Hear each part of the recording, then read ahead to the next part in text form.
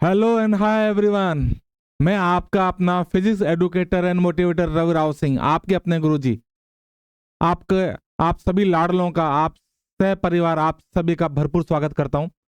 बच्चा पार्टी, बात ऐसी है कि हमने इलेक्ट्रोस्टैटिक्स के बारे में काफी कुछ पढ़ लिया है। बेसिक चीजें हमारी हो गई हैं। फोर्स के हमने इलेक्ट्रोस्टैटिक फोर्स जो है कूलम्ब लॉ के बारे में पढ़ा और हमने उसके काफी सारे क्वेश्चंस और प्रैक्टिस किया। अब हम थोड़ा आगे चलते हैं। कुछ स्पेशल टाइप के क्वेश्चंस हैं, हम उन पर अपना हाथ साफ करेंगे। तो बने रहिए मेरे साथ, तन और मन से मेरे साथ लगे रहिए, जिससे कि आपको, और हाँ मैं तो भूल ही जाता हूं, पर आपको याद रखना है बार बार कि आपको लाइक, सब्सक्राइब और भरपूर शेयर करना है, ताकि इससे आपको, आपके दोस्तों और पूरी दुनिया को भरपूर फायदा हो। ठीक है बच्चा पार्टी, तो फिर अपन शुरू करते हैं नया। इसमें थोड़ा आगे चलते हैं और अपना टॉपिक जो है इलेक्ट्रोस्टैट्स के क्वेश्चंस ही हैं बेसिकली, बट इसमें हमको स्पेशल टाइप के, एक तो इंटीग्रेशन बेस्ड क्वेश्चन करना है कि इंटीग्रेशन बेस्ड क्वेश्चन को हम कैसे हैंडल करें। काफी सारे बच्चे, जेई वाले बच्चे समझ जाते हैं, लेकिन नीट वाले बच्चे थोड़ा कम समझ पाते हैं। उन सबके लिए मैं समझाना चाहता हूं कि हमारे पास क्या है। हमारे पास, चलिए एक एग्जांपल, हाँ, हमारे पास एक एग्जांपल है। हमारे पास एक रॉड है, ठीक है, ये रॉड रही, और चलिए मैं इसको थोड़ा, जो रॉड है, रॉड से कुछ डिस्टेंस पर, उसी के एक्सिस पर मैं एक पॉइंट चार्ज लेता हूं। ठीक है, ये पॉइंट चार्ज है। पॉइंट चार्ज कैपिटल क्यू दिख रहा है, पॉइंट चार्ज कैपिटल क्यू है। और ये जो रॉड है, इसकी जो लेंथ है, टोटल लेंथ कितनी है, एल है, और इसके ऊपर जो चार्ज है कैपिटल क्यू है। तो जो चार्ज है यूनिफॉर्मली डिस्ट्रीब्यूटेड है। चार्ज क्या है, यूनिफॉर्मली डिस्ट्रीब्यूटेड। जो मैं इसको प्लस पॉजिटिव चार्ज है थोड़ा थोड़ा दूर करके शो कर दिया हल्का सा, ये पूरा चार्ज। अच्छा, ये लेंथ एल है, इससे कुछ डिस्टेंस पर, कुछ डिस्टेंस यानी कि जो डिस्टेंस है इसके दूसरे एंड से चार्ज की, वो कितनी है जरा देखिएगा। वो है आपकी, इस डिस्टेंस की अगर हम बात करें तो ये डिस्टेंस जो होगी ये स्मॉल ए है। ठीक है, ये डिस्टेंस है स्मॉल ए, स्मॉल ए। तो इस रॉड, जो चार्ज रॉड है जिसकी लेंथ एल है और चार्ज है कैपिटल क्यू, यूनिफॉर्मली डिस्ट्रीब्यूटेड है। चार्ज कैसा है, UD, uniformly distributed, uniformly distributed. ठीक है, यूनिफॉर्मली डिस्ट्रीब्यूटेड चार्ज है इसके ऊपर। तो क्या करना है इस रॉड के कारण, अच्छा रॉड का एक नामकरण संस्कार कर दे, रॉड ए और बी। रॉड ए बी के कारण कैपिटल क्यू पॉइंट चार्ज पर फोर्स मालूम करना है। अब हमारा इश्यू क्या है, हमारा जो कूलम्ब्स लॉ है, F equals to K Q1 Q2 upon R square, ये कूलम्ब्स लॉ में दोनों चार्ज हैं, ये पॉइंट चार्ज की तरह बिहेव करते हैं। मतलब ये कूलम्ब्स लॉ की एक लिमिटेशन है कि कूलम्ब्स लॉ पॉइंट चार्ज के लिए ही काम करता है। अब बात यहां आती है, तो हम क्या करें, हम क्या करें, हमारे पास एक पॉइंट चार्ज तो है कैपिटल क्यू, दूसरा नहीं है। तो हम इस रॉड पर एक छोटा सा एलिमेंट, बिल्कुल बच्चा सा छोटा सा एलिमेंट ले लेते हैं। वो छोटा सा एलिमेंट कितना है, वो छोटा सा एलिमेंट यहां पर मैं ले लेता हूं, और उसकी जो लेंथ है बहुत छोटी सी है, dx है।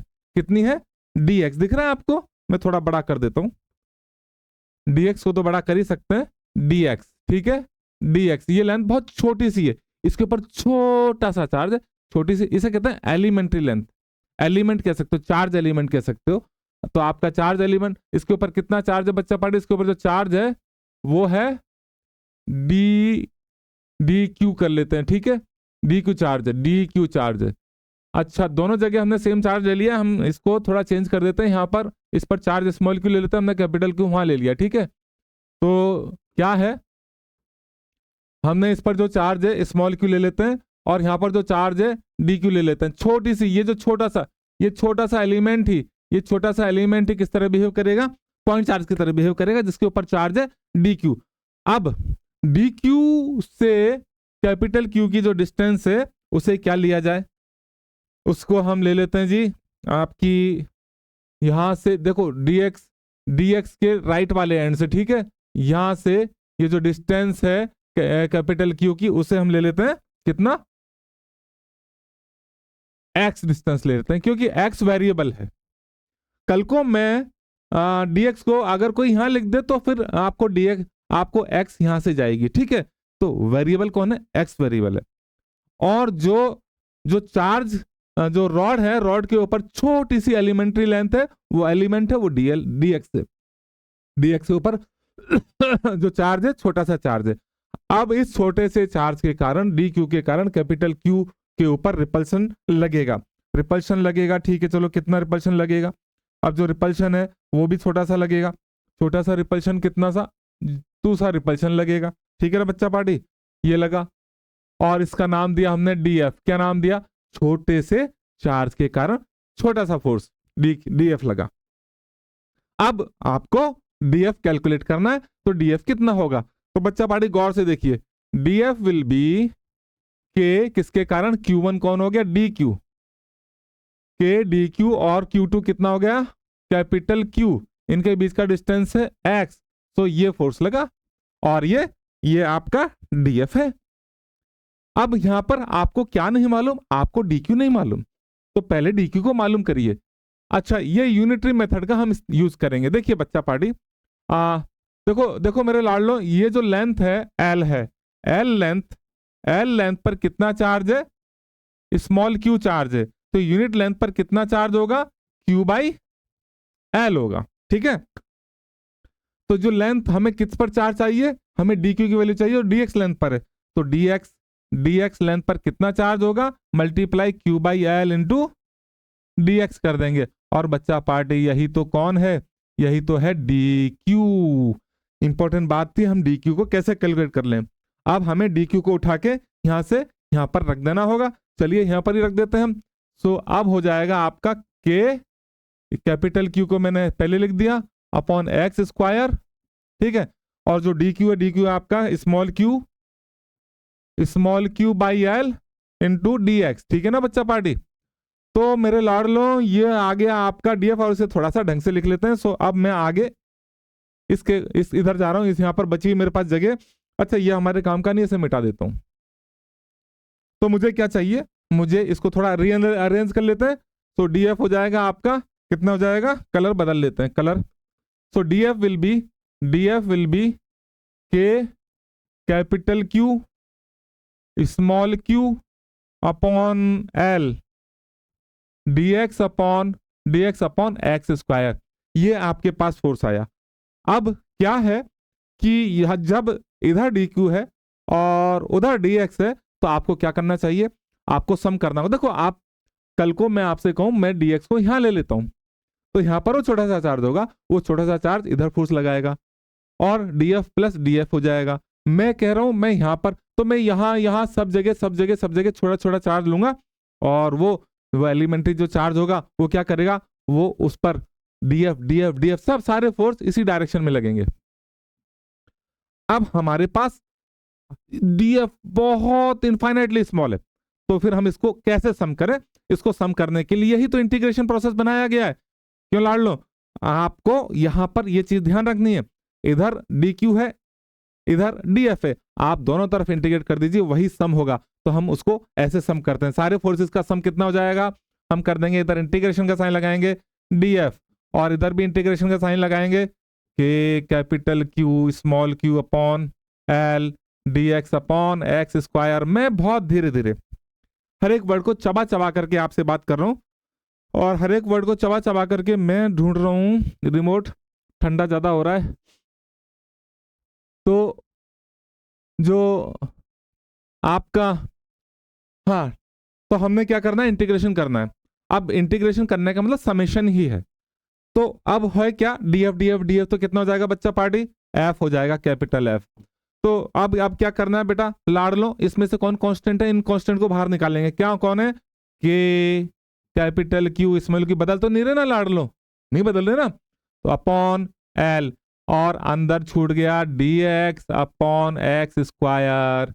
अब बस यहां पर गेम आता है, जेई वालों को आराम से इंटीग्रेशन, कुछ अच्छे बच्चे आराम से इंटीग्रेशन कर सकते हैं, लेकिन नीचे है एक्स स्क्वायर, इसको क्या करेंगे, ऊपर ले जाएंगे अगले पेज पर, और अगले पेज पर हम इस पर प्रोसीजर को आगे फॉलो करते हैं। चलिए हो जाएगा, ठीक है। So force will become F will be K capital Q small q by L, यही है ना, ठीक है। अंदर dx upon X square, dx upon X square. अच्छा f इक्वल्स टू यहाँ पर क्या करेंगे, k capital Q small q by l। अच्छा x की पावर जो 2 है उसको ऊपर ले जाएंगे तो x की पावर -2 हो जाएगा, x की पावर -2 dx। समझ में आ रही है बात? अब आपको मालूम है, क्या मालूम है, x raise to power n dx का इंटीग्रेशन क्या होता है, that is x raise to power n plus 1 upon n plus 1। अब यहाँ पर हम लिमिट लेंगे इसलिए मैंने वहां कांस्टेंट नहीं लिखा। अच्छा लिमिट कैसे लें भाई, होता क्या है, गौर से देखिए, इस डी क्यू को मैं ए पर ले सकता हूं, बिल्कुल यहां पर अगर मैं ले लेता हूं डी क्यू को मैं यहां ले लेता हूं तो एक्स बढ़ करके कितना हो जाएगा, ए प्लस एल हो जाएगा। तो ये होगी आपकी अपर लिमिट। अगर मैं डी क्यू को बिल्कुल यहां पर बी पॉइंट पर लेता हूं, बी पॉइंट पर, तो फिर डी क्यू जो है यहां से और ये डिस्टेंस हो जाएगी स्मॉल ए। कहने का मतलब है लोअर लिमिट जो एक्स की सबसे कम वैल्यू है और वो है ए, है ना, और अपर लिमिट जो एक्स की सबसे ज्यादा वैल्यू है वो है ए प्लस एल, वो रख दीजिए सॉरी। चलिए तो लिमिट हो जाएगी ए से ए प्लस एल। अब यहां पर इंटीग्रेशन रख देंगे, वो मैंने वहां पर फॉर्मूला लिखा है, जिसको नहीं आता वो देख सकता है। F will be K capital Q small q upon L, ये हो जाएगा एक्स की power -2 n plus 1 upon n plus 1। Upper lower limit A से ए प्लस एल। तो फिर फोर्स आ गया आपका के कैपिटल क्यू, करते चलिए बढ़ते चलिए अपॉन स्मॉल एल। -1 यहां पर आ रहा है, मैं माइनस को यहां लिख दिया, एक्स की पावर -1 रहेगा, ये आ जाएगा एक्स रेज टू पावर -1 ए से ए प्लस एल। चलिए आगे देखते हैं, मैंने यहां पर लाइन बना दी है। और हाँ, आज क्या है, गला थोड़ा सा बैठ रहा है क्योंकि मौसम बदल गया है और पानी ठंडा ही पिया जा रहा है। बस यही प्रॉब्लम है दुनिया में, मौसम बदल जाता है, हम हाथावत नहीं बदल पाते। पानी थोड़ा ठीक पीना चाहिए, कम टेम्परेचर, ज्यादा ही ठंडा पिया जा रहा है तो वो दिक्कत कर रहा है। एक्स की पावर -1 को नीचे ले जाइए तो एफ क्या हो जाएगा, एफ विल बी माइनस तो रहेगा ही, माइनस तो रहेगा ही। सो एफ विल बी माइनस के capital Q small Q by L, और ये हो जाएगा 1 अपॉन एक्स, 1 अपॉन एक्स। ठीक है, ए से ए प्लस एल, वो मैं उसको नहीं मिटा रहा, वो अलग ही कहानी बता रहा है, बच्चों के लिए लिखा है। तो F will be K capital Q small Q by L, और आप अपर लिमिट रख दीजिए, एक्स की जगह रखिए 1 upon A plus L, minus lower limit X की जगह 1 अपॉन ए। ठीक है, ठीक है ना, देखो इधर देखो, एक्स की पावर -1 और ये पर माइनस मैंने यहां ले लिया, इसको मैंने 1 अपॉन एक्स लिख लिया। अब अपर लिमिट माइनस एक्स की जगह लोअर लिमिट करके हमने रख दिया है। अभी सवाल यहां पर खत्म नहीं होता लाडलों, तो क्या करना पड़ेगा, करना ये पड़ेगा, एलसीएम लेना पड़ेगा। एलसीएम में बहुत सारे बच्चों को मैं स्टेप बाय स्टेप कर रहा हूं, आप जरा देखिए, मैं दिल खोल करके स्टेप बाय स्टेप लिख रहा हूं, आपको भी वैसे ही करना है।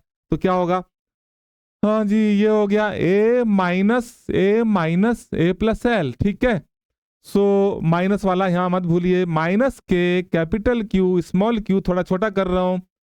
ठीक है बच्चा पाड़ी, हाँ लाड़ लो, तो ए minus L upon A into A plus L. अब मेरे पास, मैं नहीं चाहता अगले पेज पर जाऊं, यहाँ पर ये काम खत्म करेंगे। थोड़ा सा ब्रैकेट भाई साहब को पास में ले आओ, ब्रैकेट मेरे प्यारे बास में। अच्छा, ए से ए गया, माइनस माइनस प्लस हो जाएगा और एल जो बचेगा उससे ये कैंसिल हो जाएगा, तो आपके पास आया K capital Q small q upon A into A plus L, ये आया आपका फोर्स। तो आपको बात समझ में आई, इस तरह से हमने फोर्स को कैलकुलेट किया। एक रॉड के अलोंग द लेंथ, उसके ही एक्सिस पर, उसके एक एंड से ए डिस्टेंस पर एक कैपिटल क्यू चार्ज रखा है, उसके ऊपर इतना फोर्स आया। एक बार फिर से क्विक रिवीजन, चलिए देखते हैं। ये रॉड थी आपकी ए बी, इस रॉड पर चार्ज था स्मॉल क्यू जो कि यूनिफॉर्मली डिस्ट्रीब्यूट था, स्मॉल एल इसकी लेंथ रही। इसके दूसरे एंड जो बी है उससे स्मॉल ए डिस्टेंस पर एक कैपिटल क्यू चार्ज है, इस पर फोर्स देखना है तो हमने एक स्मॉल एलिमेंट लिया डी क्यू जो है स्मॉल डी क्यू, वो इस पर कितना फोर्स लगाएगा, डीएफ लगाएगा। डीएफ कितना आएगा, हमने कूलम्स का फॉर्मूला यहाँ पर रख दिया। फिर हमें नहीं मालूम था डी क्यू कितना है, तो यूनिटरी मेथड का इस्तेमाल किया, यूनिटरी मेथड से हमने डी क्यू निकाला और यहाँ पर रख दिया। उसके बाद में इधर आए, वो कैलकुलेशन को थोड़ा आगे बढ़ाया। अब बात आ जाती है लिमिट की। जरा एक्स की जो वैल्यू है, एक्स अगर हम छोटा छोटा कर सकते हैं तो कम से कम इतना कर सकते हैं, लोअर लिमिट होगी ए, और एक्स को बढ़ा कर कितना कर सकते हैं, यहाँ तक पहुंचा सकता है, तो फिर अपर लिमिट होगी ए प्लस एल। और इसको यहाँ पर यूज किया, कहाँ किया, ये कर दिया, इंटीग्रेशन का फॉर्मूला हमने यूज किया और उसके बाद में इस तरह से पूरा कैलकुलेट हो गया।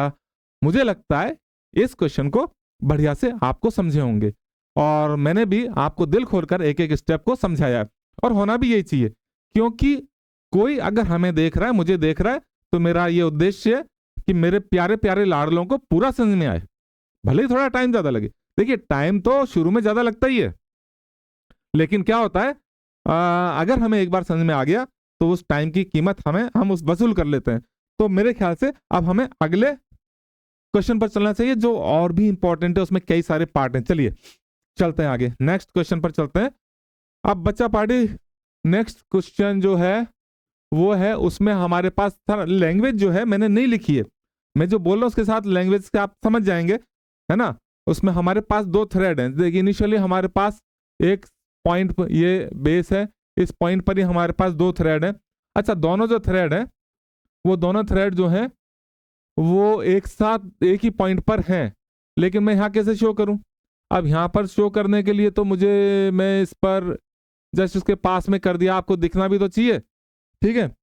तो यहाँ पर ये थ्रेड जो पास पास हैं, अब थ्रेड पास पास हैं तो यहाँ इस एंड पर जो है दो चार्जेस हैं, दो चार्जेस जिनके मास m और q, मास स्मॉल m और चार्ज स्मॉल q है, ठीक है। लेंथ कितनी है? लेंथ l है। अब जरा देखिए, जब लेंथ l है, सेम चार्ज है, तो लाइक चार्ज एक दूसरे को रिपेल करेंगे, ठीक है। ये रिपेल होंगे इस तरह से रिपेल होते जाएंगे, मैक्सिमम इतना रिपेल हो पाए। तो सिचुएशन क्या बनी? सिचुएशन ये बनी, एक बार फिर से सिचुएशन जो है ये रही, ठीक है। यहाँ पर देखते हैं और इस सिचुएशन में हम देखें जरा कि ये जो है अपनी जो वर्टिकल लाइन है उससे इन्होंने कुछ एंगल बना लेना है, ठीक है। उस जो एंगल है, चलिए मैं क्या करता हूँ, इसे हटाता हूँ, थोड़ा रिमूव करता हूँ और थोड़ा बड़ा फिगर बनाऊंगा, और बड़ा फिगर से आपको समझ में जल्दी आएगा, ठीक है। तो बड़ा फिगर ये है कि पहले तो ये यहाँ, ठीक है, चलिए ये आपका पॉइंट ओ था, ठीक है। क्या था? ये आपका पॉइंट ओ था। अब वापस से आइए, हम जरा देखें कि यहाँ पर एक ये वर्टिकल लाइन से इन्होंने, है ना, ये कुछ लेफ्ट, ये चला जाएगा, जो लेफ्ट वाली है वो लेफ्ट में चला जाएगा, राइट वाला रिपेल होगा ना। तो जो स्ट्रिंग है उसकी सिचुएशन कैसी होगी? कुछ इस तरह की होगी। ये यहाँ पर हम बना लेते हैं और इधर वाला जो थ्रेड है वो लगभग सेम एंगल पर इस तरह से हमने बना दिया है, ठीक है बच्चा पार्टी। हम ये कह सकते हैं दोनों रिपेल होकर के जो है किस तरह से ये रहा, ये दोनों चार्ज यहाँ पर आ गए हैं। अब लेंथ तो एल ही है, एल लेंथ है, और वर्टिकल के साथ में इन्होंने कितना एंगल बना लिया? थीटा, ठीक है। वर्टिकल के लाइन के साथ में थीटा एंगल बना लिया है। अब ये दोनों रिपेल होकर के फिक्स हो गए, मतलब रेस्ट में आ गए, रेस्ट में आ गए। अच्छा, इनके बीच का जो डिस्टेंस है, सपोज वो कितना मान लिया जाए? एक्स मान लिया जाए, और वो डिस्टेंस जो है एक्स है, ठीक है। ये डिस्टेंस कितना है दोनों चार्ज के बीच में? डिस्टेंस जो है एक्स है। एंड सिचुएशन कुछ ऐसी है, इस सिचुएशन को थोड़ा सा ठीक कर लिया जाए, इन दोनों पॉइंट्स को अगर मिलाया जाए, मैं बस पॉइंट को मिला करके छोड़ दे रहा हूं। चलिए अब हमें देखना है, ये रेस्ट में है, ठीक है, ये रेस्ट में है, दोनों चार्ज किस में है? रेस्ट में है। ये भी किस में है? रेस्ट में है। रेस्ट यानी इक्विलिब्रियम। क्वेश्चन बहुत अच्छा है, ऐसा यहां तक क्वेश्चन के अंदर है। क्वेश्चन ने कहा कि भी दो लेंथ है, दो थ्रेड हैं, उन पर दो चार्ज सेम लाइक चार्ज हैं जिनके मास भी सेम है, वो उनको बांध दिया गया, तो रिपेल करेंगे, दोनों रिपेल होंगे और एक एक्स डिस्टेंस पर जाकर के। अब यहाँ रुक क्यों गए? क्योंकि जो मास है वो उसके कारण वेट नीचे लग रहा है और रिपल्शन इधर लग रहा है। अब बात आती है, जब रेस्ट में है तो सबसे पहले तो देखें कि किसी चार्ज के ऊपर जो चार्जेस हैं इनके ऊपर कितना फोर्स लग रहा है, कौन कौन फोर्स लगा रहे हैं, चलिए वो देखा जाए। अब उसे देखने से पहले हमें क्या करना चाहिए? कोई सा भी चार्ज, जैसे मैं उस चार्ज को पकड़ लेता हूँ, ठीक है, तो पहले उसे तो मैं यहाँ से हटा देता हूँ रेस्ट को। अब मैं इस चार्ज को यहाँ पकड़ता हूँ और क्योंकि मुझे ऐसे एक बनाना पड़ेगा, हाँ ये मैंने बड़ा बड़ा इसलिए बना दिया ताकि मैं इस पर आपको शो कर सकूं कि भाई कि किस तरह का हम इस पर फोर्स अप्लाई कर सकते हैं। नहीं तो ये जो फोर्स है वो अप्लाई करना चाहते हैं हम। अब जरा देखिएगा कौन कौन से फोर्स लग रहे होंगे। चार्ज के पास मास है, मास है तो इसके ऊपर क्या फोर्स लग रहा होगा, डाउनवर्ड डायरेक्शन में mg लगेगा। ठीक है, क्या लगेगा, mg लगेगा। ओके लगा दिया। स्ट्रिंग है, रस्सी है, स्ट्रिंग है तो ऑब्जेक्ट से दूर अवे है ना, क्या लगेगा, टेंशन लगेगा इसमें अलोंग द लेंथ। यहां मैंने टी फॉर टेंशन लिख दिया। अच्छा ये एंगल थीटा है, ये एंगल थीटा रहेगा। अच्छा मोशन जो हो रहा था, चार्ज पार्टिकल हॉरिजॉन्टल जा रहा था या फिर अगर आप देखें तो वर्टिकल, इस तरह का दो ही मोशन, टू डायमेंशन मोशन में। तो मैंने क्या किया, मोशन की डायरेक्शन में एक्स एक्सिस ले लिया, उसके परपेंडिकुलर लिया वाई एक्सिस। ठीक है, ये वाई एक्सिस है। अब मुझे क्या करना है, mg आ गया। एक और फोर्स है भाई, ये जो चार्ज है, ये जो चार्ज है इस चार्ज को क्या करेगा, इस चार्ज को रिपेल करेगा। अब रिपेल करेगा तो कितना फोर्स लगेगा, K Q one Q two upon R square. ठीक है ना, तो के क्यू वन कितना बेटा, क्यू क्यू है, सेम चार्ज है तो K Q one Q two upon इनके बीच का डिस्टेंस जो हमने अज्यूम किया लेट अपॉन एक्स स्क्वायर। ठीक है, तो लाड लो आपके पास तीन फोर्स आ गए, टेंशन, इलेक्ट्रोस्टैटिक रिपल्शन और mg। कौन सा फोर्स, कौन सा फोर्स ना तो x डायरेक्शन में है ना ही y डायरेक्शन में, उसको तोड़ दो, कंपोनेंट में तोड़ दो, परपेंडिकुलर या रेक्टेंगुलर कंपोनेंट में उसको ब्रेक कर दो, तो वो टेंशन है। तो भाई टेंशन का इधर एंगल बन रहा थीटा y एक्सिस के साथ में, तो फिर इधर की तरफ y एक्सिस की डायरेक्शन में एक कंपोनेंट हो जाएगा t cos थीटा, और इस डायरेक्शन में हॉरिजॉन्टल डायरेक्शन में जो कि x डायरेक्शन, एक तरह से आप ये देखिए इसको मैं x डायरेक्शन लिख देता हूं, तो इधर हो जाएगा आपका t sin theta. I think अगर ये सब क्लियर है तो समझो बाजी अपने हाथ में है। बहुत आराम से, बहुत बढ़िया से, अगर मैं आपसे कहूं, क्योंकि ये रेस्ट में है, कौन, क्योंकि ये चार्ज क्या है, रेस्ट में है। अब जब रेस्ट में है तो इसके ऊपर अपवर्ड फोर्स और हॉरिजॉन्टल फोर्स टोटल जीरो होना चाहिए, यानी कि अपवर्ड फोर्स भी जीरो होना चाहिए, भाई रेस्ट में है नहीं तो भग नहीं जाएगा ऊपर, और हॉरिजॉन्टल फोर्स भी जीरो होना चाहिए टोटल, यानी लेफ्ट वाला फोर्स राइट के फोर्स के बराबर होना चाहिए। तो मैं क्या कर रहा हूं, मैं यहां पर इक्वेशन लिखता हूं, मेरे पास यहां जगह, वैसे जगह यहां भी है। चलिए तो हम क्या करते हैं, इक्वेशन लिखते हैं। क्या है, लेफ्ट वाला फोर्स राइट वाला फोर्स के बराबर होगा, इक्विलिब्रियम में, रेस्ट में। तो यहां पर हो जाएगा T sine theta equals to K Q square upon X square. Equation number 1, यही इंपॉर्टेंट है। ये जिसने लिख लिया, ये जिसने पहचान लिया, समझो वो जीत गया, उसको जीतने से कोई नहीं रोक सकता है। वो कैसे जीतेगा मुझसे समझो, मैं समझाऊंगा आपको। आप मेरे प्यारे लाडलो, मैं आपका अपना गुरुजी हूं, तो आपके गुरुजी आपको सिखा रहे हैं, एक एक स्टेप सिखा रहे हैं, जान लगा रहे हैं, आपको भी वैसे ही सीखना चाहिए। अब बात करते हैं सेकंड स्टेप में। आपकी सेकंड इक्वेशन क्या बनेगी, अपवर्ड फोर्स डाउनवर्ड फोर्स को बैलेंस करेगा, तो हो जाएगा T cos theta equal to कितना, mg। इक्वेशन नंबर 2 हो जाएगी। मेरी बात समझ में आ रही है। अब आपसे क्या क्या पूछा जाएगा, हम अगले पेज पर चलते हैं, जरा इसको गौर से देख लीजिए। हमने कुछ नहीं किया है, हमने जो फोर्स है रेस्ट कंडीशन में है, क्योंकि चार्ज तो उसके ऊपर टोटल फोर्स जीरो होना चाहिए, और जो फोर्स था हमने उसको एक्स और वाई कंपोनेंट में तोड़ लिया, जिसको तोड़ सकते थे। और ये तो ऑलरेडी के Q square upon square x direction में, mg डाउनवर्ड वाई डायरेक्शन में, इसलिए उसको तोड़ने की आवश्यकता नहीं पड़ी। चलिए तो अगले पेज पर चलते हैं। इन दोनों को हम मैंने यहाँ पर लिख दिया है, फिर भी अगले पेज पर फिर लिख लेते हैं ताकि ये काम में आएगा।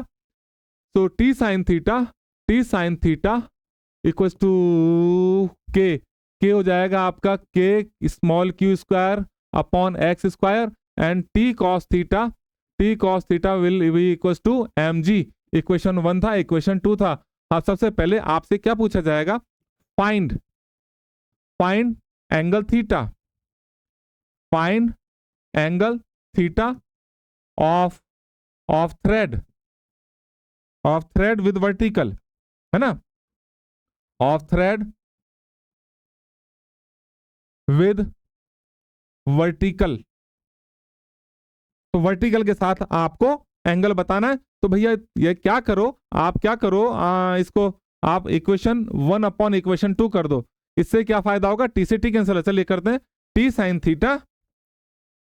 Theta upon T cos theta कर देंगे, उधर क्या हो जाएगा के Q square upon X square, और नीचे हो जाएगा एम जी, एक्स स्क्वायर को करो भाई साहब स्क्वायर करो, तो टी से टी को जाने दो, sine theta upon cos theta क्या बन जाएगा बच्चा पार्टी, तो मेरे प्यारे लाड लो, sine theta upon cos theta बन जाएगा टेन थीटा, मैं इधर आ रहा हूं और मैंने यहाँ पर कॉमा लगा दिया, यानी इसके राइट में चल रहे हैं, ये टेन थीटा हो गया, और ये हो गया आपका K Q square upon X square M G. आप चाहें तो यहां से टेन थीटा को, जो ही आपसे पूछा था, बेसिकली टेन थीटा हो जाएगा के की जगह 1/4 पाई एप्सिलॉन नॉट, ये हो जाएगा आपका क्यू स्क्वायर, और ये एक्स स्क्वायर एम जी। ये आपका एक आंसर आ चुका है, मैं इसको डब्बे में डाल रहा हूं, मेरे पास डब्बा ढंग से नहीं बन पाएगा लेकिन ठीक है। और अगर आपको थीटा चाहिए तो टेन इनवर्स में आ जाएगा उधर, मैं चलो मैं यहां लिख देता हूं टेन इनवर्स में कैसे होगा, तो theta will become tan inverse, क्योंकि आपसे थीटा पूछा था, Q square upon 4 pi epsilon naught X square M जी।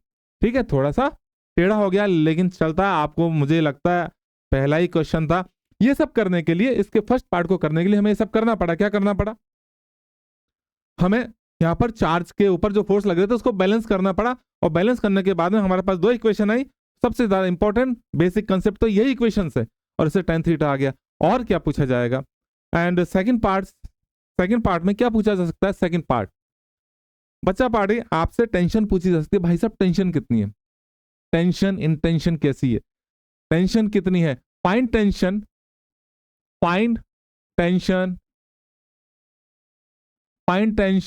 इन थ्रेड में टेंशन, तो आपके पास वही दो इक्वेशन है, कौन सी दो इक्वेशन है आपके पास, ये रही।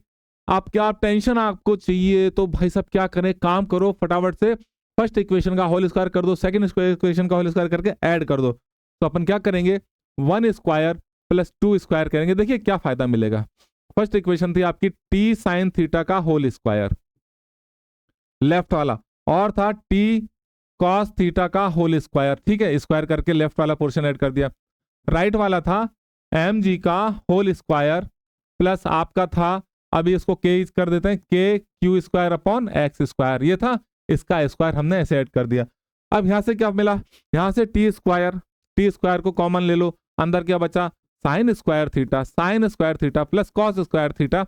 मुझे लगता है ये आना चाहिए, ये सबको आना चाहिए, बचपन में 9th-10th क्लास में आपने पढ़ा होगा ट्रिग्नोमेट्री में कि भाई साहब sine square theta plus cos square theta कितना होता है 1 होता है। मैं बता देता हूं अगर आपको ध्यान नहीं है, वैसे याद होगा।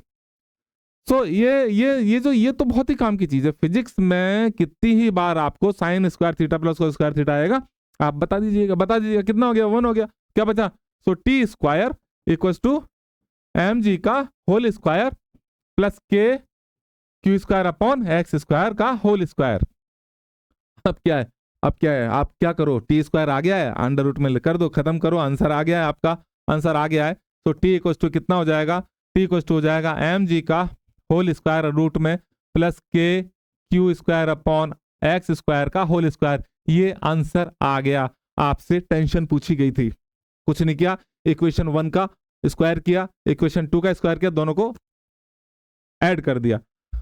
चलिए टेंशन भी निकाल ली टेंशन हमने पहले एंगल निकाल लिया, दूसरे पॉइंट में हमने टेंशन निकाल ली, तीसरे पॉइंट में वो क्या कह रहा है, थर्ड पॉइंट, अगर पूरे सेटअप को ग्रेविटी फ्री स्पेस में ले जाए तो क्या होगा भाई साहब, ग्रेविटी फ्री स्पेस में ले जाने पर वेट गायब हो जाएगा, जी गायब हो जाएगा, तो एम जी गायब हो जाएगा, एम जी गायब हो जाएगा, तो एम जी को भूल जाओ। तो क्वेश्चन लिख लेते हैं, लैंग्वेज, फाइंड न्यू टेंशन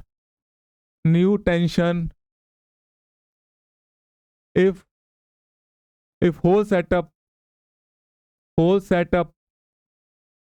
ये क्या लिखा मैंने, if whole setup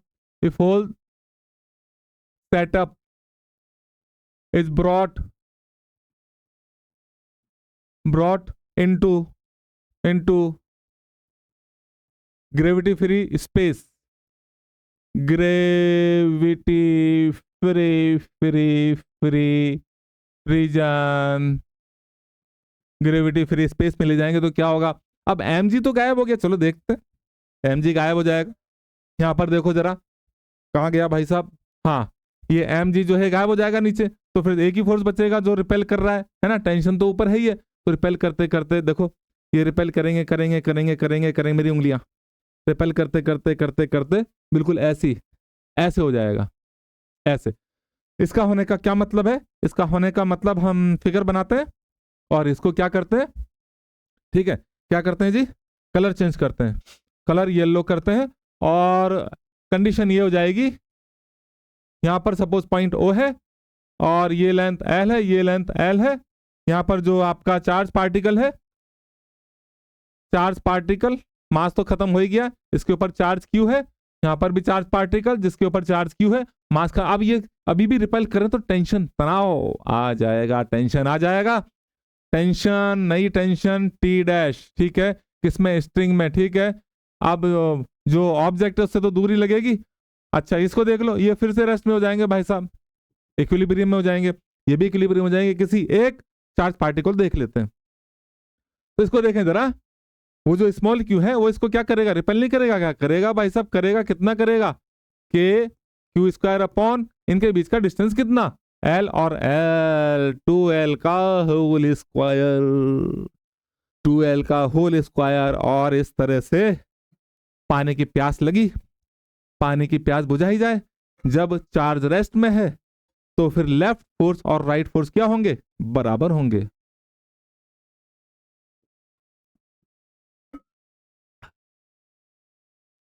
पानी अमृत समान, धरती पर पानी ही अमृत है। चलिए, तो टी डैश किसके बराबर हो गया? टी डैश हो गया आपका के क्यू स्क्वायर अपॉन 12 का होल स्क्वायर, के Q square upon 4l square. ये हो गया आपका आंसर। क्या मेरी बात समझ में आई? आई नहीं आई? बिल्कुल समझ में आई। चलिए, अच्छी बात है। अब हम आगे चलते हैं और अपना नेक्स्ट पार्ट पर जाते हैं। 3 पार्ट हो गए, चौथा पार्ट बड़ा इंपॉर्टेंट है। चौथा पार्ट थोड़ा सा लेंदी भी और इंपॉर्टेंट भी है। फोर्थ पार्ट की लैंग्वेज में आपसे कहा जा रहा है, मैं बता देता हूं। अब इस पूरे सेटअप को एक मीडियम में डुबो देते हैं। मीडियम के पास क्या होता है? मीडियम के पास अपना डायलैक्ट्रिक मीडियम होता है, मतलब डायलैक्ट्रिक कांस्टेंट होता है, जैसे डायलैक्ट्रिक रिलेटिव इलेक्ट्रिक परमिटिविटी, तो मीडियम के पास वो होती है। अब लेकिन आपसे कहा जा रहा है कि जो एंगल है वो नहीं चेंज होगा। वाह, तो फिर क्या होगा वही देखना है। तो फिर डायलैक्ट्रिक यानी कि डायलैक्ट्रिक कांस्टेंट यानी कि रिलेटिव इलेक्ट्रिक परमिटिविटी कितनी होगी कैलकुलेट करना है।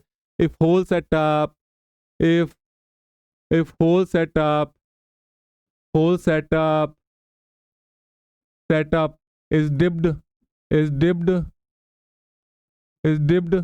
into a medium of relative electric permittivity,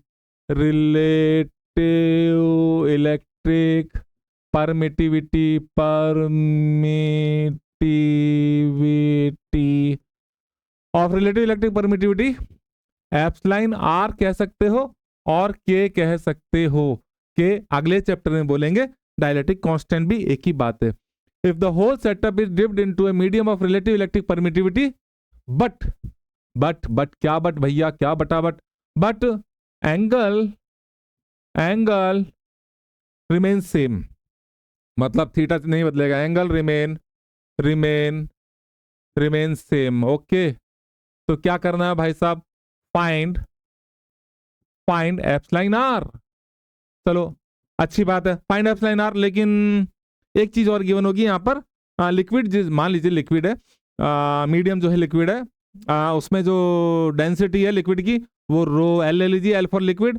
और जो आपकी जो छोटी छोटी बॉल है, चार्ज पार्टिकल, एक छोटी छोटी सी बॉल के ऊपर है चार्जेस, वो चार्ज पार्टिकल है, उसकी डेंसिटी आप ले सकते हैं, मतलब छोटी सी बॉल, अगर वो पार्टिकल की थोड़ी छोटी सी बॉल हो तो उसकी डेंसिटी को आप ले सकते हो रो एस।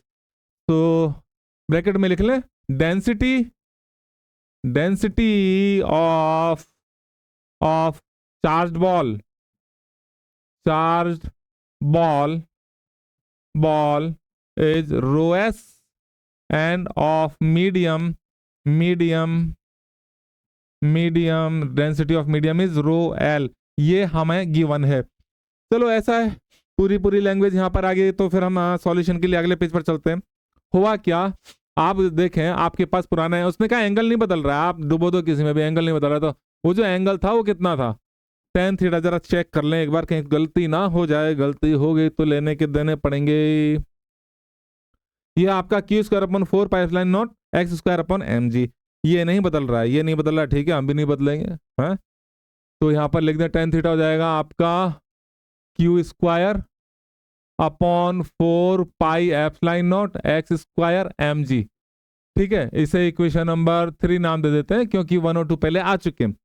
अब आपने जब इसको मीडियम में डाल दिया है, तो ऐसा क्या है इसके अंदर बदल सकता है, उसने कहा नहीं बदलना नहीं है। चलो मान लो आपने कहा बदल गया, एंगल बदल गया, तो कितना हो जाएगा, क्यू चार्ज के ऊपर कोई छेड़खानी नहीं कही, 4 पाई एप्सिलॉन नॉट कांस्टेंट है वैसे रहेंगे, लेकिन जब चार्ज को किसी मीडियम में डुबो देते हैं, उसमें डाल देते हैं, तो फिर एप्सिलॉन नॉट के साथ में उसका डाइलेक्ट्रिक कांस्टेंट यानी relative electric permittivity epsilon R आ जाती है, उसको चिपका देते हैं।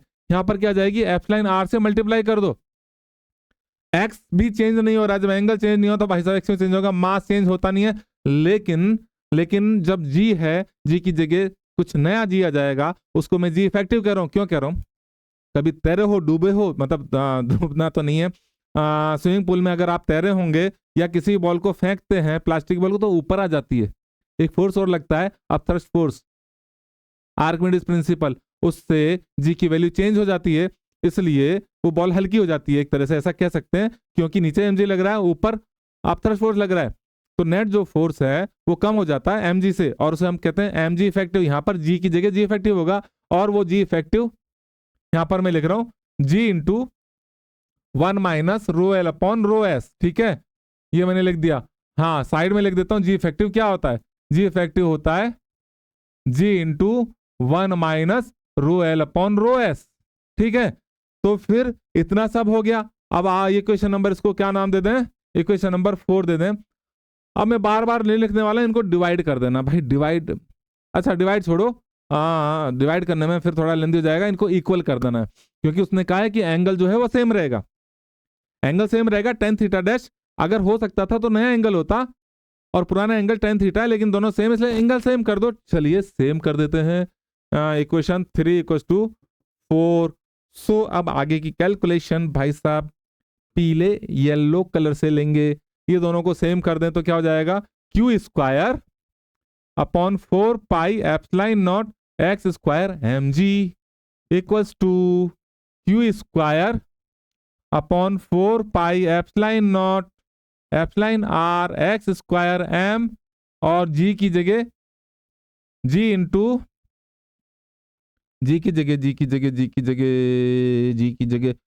M G into 1 minus rho L upon rho S G से, अब यहाँ जी से जी को जाने दो, एम को एम से जाने दो, ये गया जी से जी, एम से एम गया, 4 पाई एप्सिलॉन नॉट इकट्ठा भाई सब कट्टस हो गया, क्यू स्क्वायर भी काट गया, क्या बचा, एक्स नहीं काटा क्या, एक्स को भी काटो,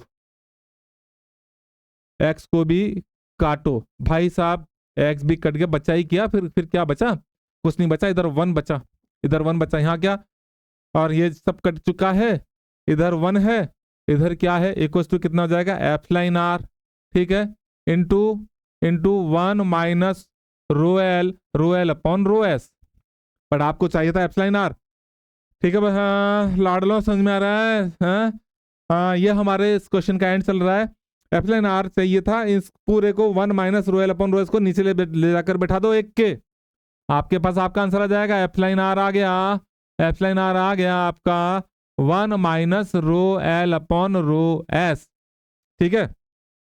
अब इसे मैं डब्बे में डाल देता हूं, इसे याद भी रखना चाहिए आपको, याद इसलिए रखना चाहिए कि भाई जो अगर बात की जाए सीधे सीधे एग्जाम में आ जाए तो आप इसे याद रख सकते हैं। तो एप्सिलॉन आर हो गया 1 minus 1 upon rho L upon rho S, ठीक है। रो एल क्या, density of liquid, rho S क्या, डेंसिटी ऑफ सॉलिड, सॉलिड मतलब जो बॉल है, लिक्विड वो जिसमें डुबोया है, तो मोटे तौर पर मेरी बात समझ में आ गई, मैंने डब्बे में इसलिए डाला है कि भाई अगर आपसे ये क्वेश्चन आए, अगर आपके पास ये क्वेश्चन आए तो इतना बड़ा कैलकुलेशन करने की जगह इसे याद रख लीजिए। इसे आप के भी कह सकते हैं, के या एप्सिलॉन आर कह सकते हैं, मैं इसके सामने से हट जाता हूं। ये क्वेश्चन आपका पूरा हो गया। एक बार क्विक रिकैप, क्वेश्चन अच्छा है। क्या है, शुरू में दो स्ट्रिंग थी, उन पर दो चार्ज थे, सेम चार्ज थे, चार्ज भी सेम था, मास भी सेम था, लेंथ सेम थी। इनको अगर यहाँ रखा गया तो इन्होंने रिपेल किया और रिपेल होकर के रेस्ट में आ गए। कितनी डिस्टेंस पर, एक्स डिस्टेंस पर। तो हमने क्या किया, रेस्ट में है, इक्विलिब्रियम में है, तो इसके ऊपर सारे फोर्स को हमने अप्लाई कर दिया। और जो फोर्स जैसे टेंशन थी यहाँ पर, वो ना तो एक्स डायरेक्शन में ना ही वाई डायरेक्शन में, उसको हमने तोड़ दिया। और दो इक्वेशन हमारे पास बनी, upward force equal to downward force and left वाला फोर्स इक्वल टू राइट वाला फोर्स। इन दो इक्वेशन का यूज करके हमने डिवाइड कर दिया, हमारे पास एंगल आ गया tan थीटा। ठीक है, और टेंशन चाहिए तो दोनों इक्वेशन का स्क्वायर करके हमने सम कर दिया तो टेंशन आ गया। फिर हम इसको ग्रेविटी फ्री रीजन में ले गए तो नई टेंशन आ गई वहां पर, mg। भाई ग्रेविटी फ्री का मतलब क्या है, जी गायब हो जाना, तो वो गायब हो गया। अल्टीमेटली क्या हुआ, ठीक है, नई टेंशन आ गई। अगले पॉइंट में अगर हम बात करें, फोर्थ पॉइंट में क्या हुआ, अच्छा सॉरी, फोर्थ पॉइंट में हम पूरे इस सेटअप को हम कहाँ ले गए, इस सेटअप को हम मीडियम में ले गए, जिसकी relative electric permittivity epsilon R है या फिर डायलेक्ट्रिक कांस्टेंट के है। तो लेकिन एंगल चेंज नहीं हुआ और आपसे पूछा उस मीडियम का डायलेक्ट्रिक कांस्टेंट क्या है। ओके, नेक्स्ट पेज पर हमने पुराना वाला एंगल लिखा tan थीटा, और नया एंगल जो हो सकता था एप्सिलॉन आर यहाँ पर आ गया, एप्सिलॉन नॉट के साथ आकर चिपक गया उसका भाई बन करके, और जी की जगह एक नया आ गया जी इफेक्टिव, नया ग्रेविटी। और जी इफेक्टिव इतनी होती है, आपको मैं बता दूं, ये आपको याद रखना चाहिए। ये कब काम में आता है, ये काम में आता है आपके